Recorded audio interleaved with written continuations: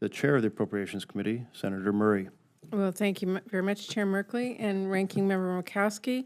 I'm really pleased that both of you are leading this important subcommittee, because I know both of you understand, like Vice Chair Collins and I do, that we have a responsibility to work in a timely fashion, in a bipartisan way, to pass these funding bills that keep our families safe and our nation strong and competitive. So I look forward to working with both of you to do just that as we return to regular order.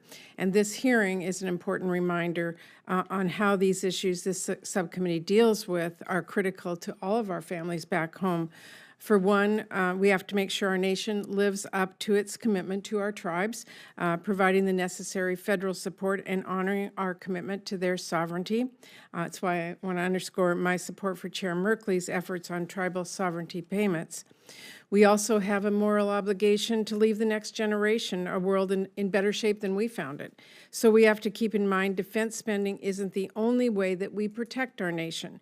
The critical issues we're talking about here today are directly connected to the security of our country and the strength of our economy. We have to protect and restore our environment so we can pass on to our kids clean air and thriving forests and healthy ecosystems that support strong communities. And we must ensure that our kids have safe drinking water, free of lead contamination and harmful chemicals like PFAS. Our national parks are national treasures, bringing in tourists and dollars from around the world to local communities in every corner of our nation, and giving our families a great place to see the outdoors and explore our country.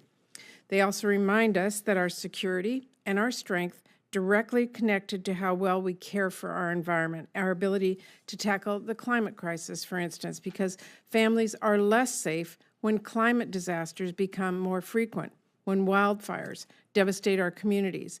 Any Western state can tell you that.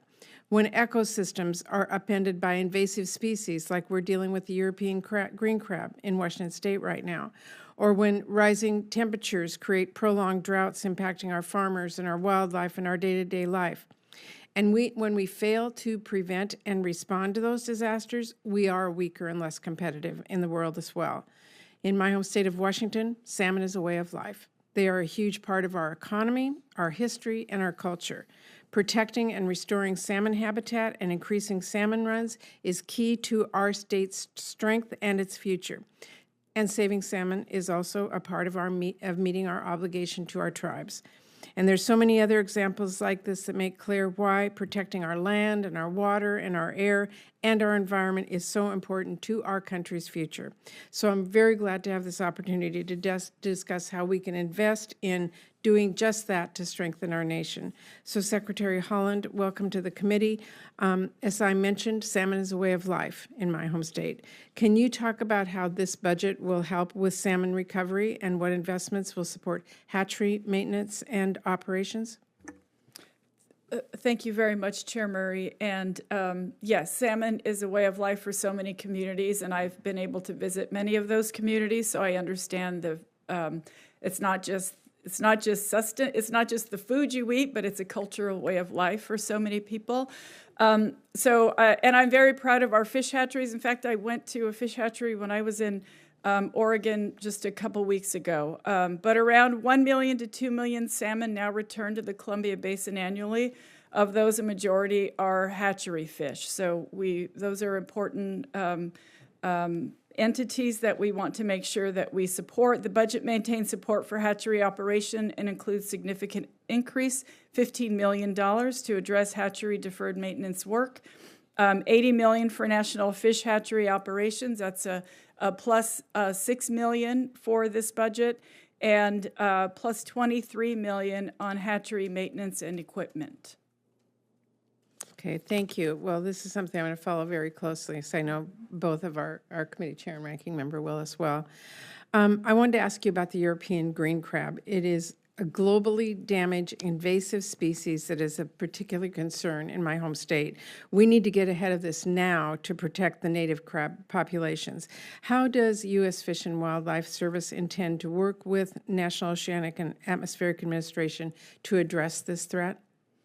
Thank you. And invasive species, of course, across the country is a giant concern for all of us.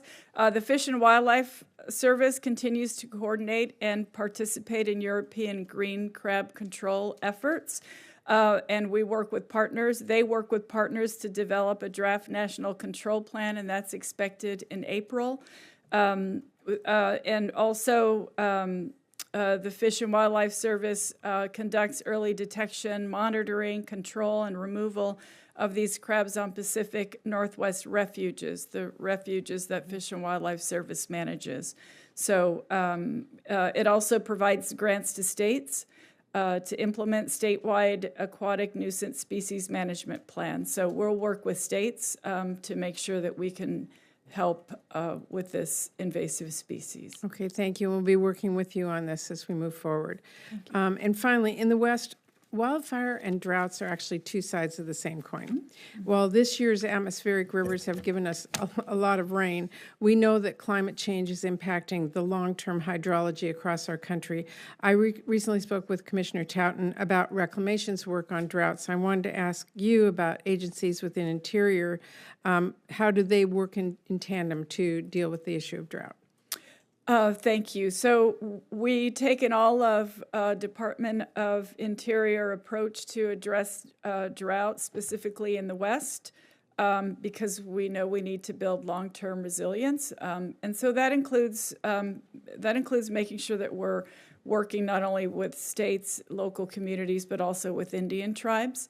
And so the Geological Survey as well as the Fish and Wildlife Service both play a critical role in working to remedy these impacts and our changing climate. And they provide actionable science for land and water managers to inform resource management activities. In 2024, the U.S. Geological Survey proposes $6.5 million to provide resource managers with decision support tools to better understand this issue. Okay, thank you very much. Thank you, Mr. Chairman. Thank you very much, Chair Murray, and we're going to turn to Senator Fisher. Thank you, Mr. Chairman and Ranking Member. Madam Secretary, thank you for being here today. I'd like to start by discussing the administration's America the Beautiful initiative. Could you tell us to date how much funding has DOI spent on implementing the America the Beautiful initiative?